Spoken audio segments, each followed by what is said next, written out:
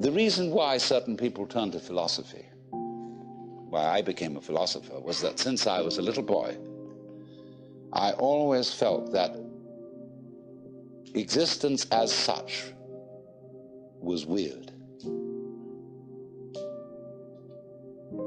I mean, here we are. And isn't that odd? Of course it's odd. What do you mean by odd? Well, that's what's different from even.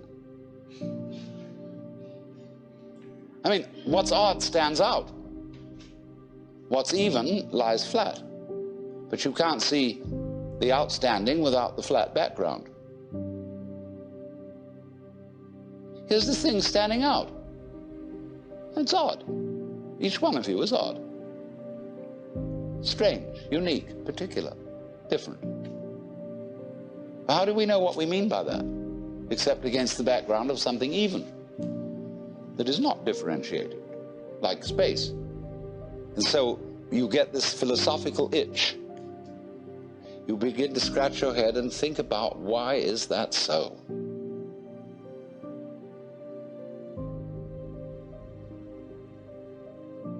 Well, after a while, you realize that's a meaningless question. And you ask, how is it so? Well, that leads you into science and other investigations. So you want to know, what is it? I mean, this happening, this thing called existence. What is it? You ask that question long enough, and it suddenly hits you that if you could answer it, you wouldn't know what terms to put the answer in.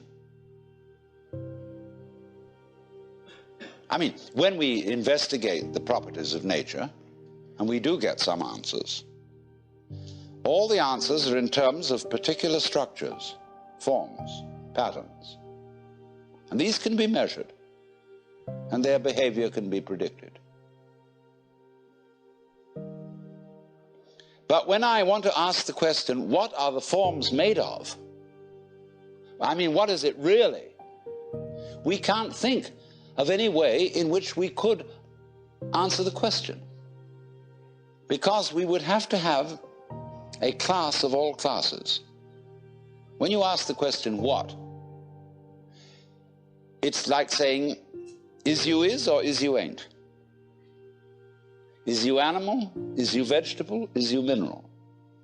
Are you a Republican or a Democrat? Are you male or female? Are you a Christian or a Jew or a Hindu or what have you? We classify always to give an answer to the question, what is it?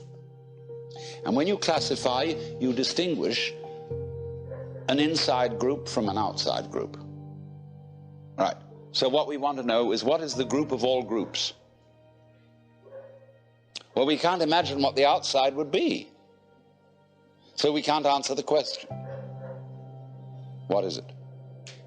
So the physicists finally abandoned the quest for stuff. And they gave us a description of the universe entirely in terms of form. The pattern, not the stuff.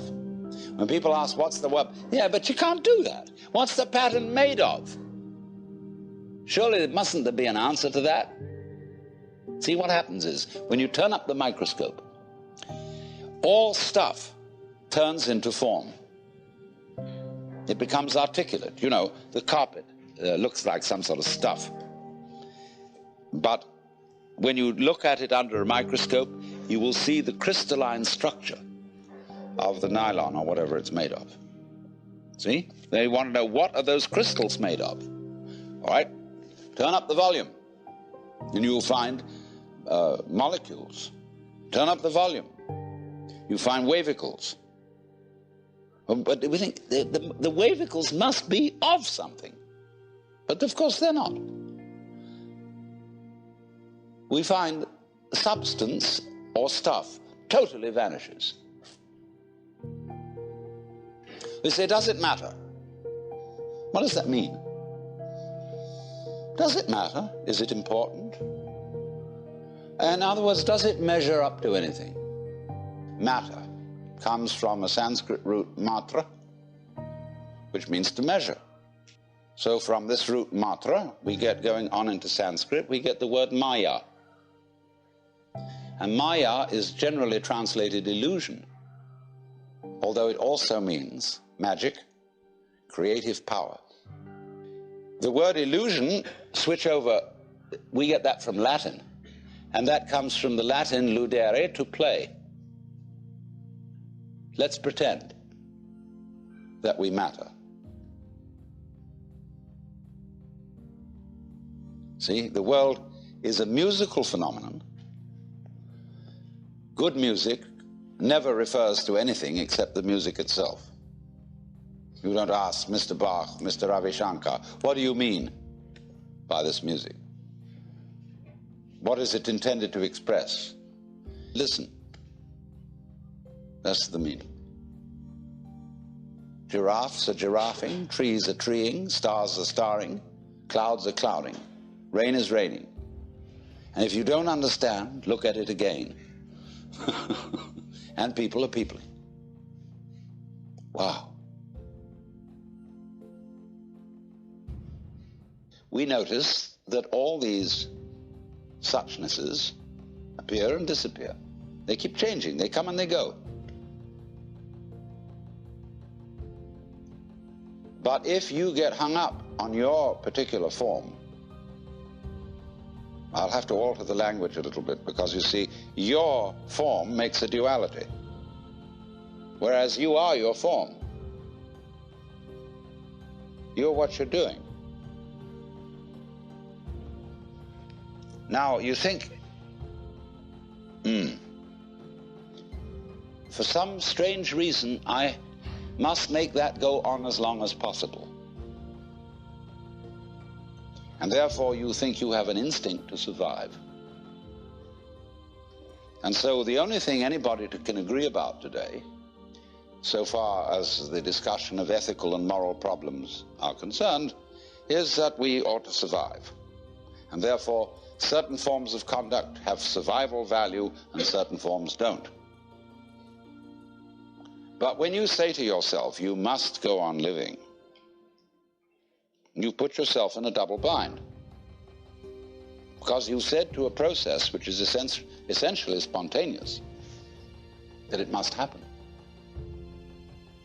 And the basic form of the double bind, which is imposed upon all children, is you are required to do that which will be acceptable only if you do it voluntarily. So when we say to ourselves, you must go on, the reason is, you see, that we are not living in the eternal now, where reality is. We are always thinking that the satisfaction of life will be coming later. Don't kid yourself. Which is to say, only suckers put hope in the future.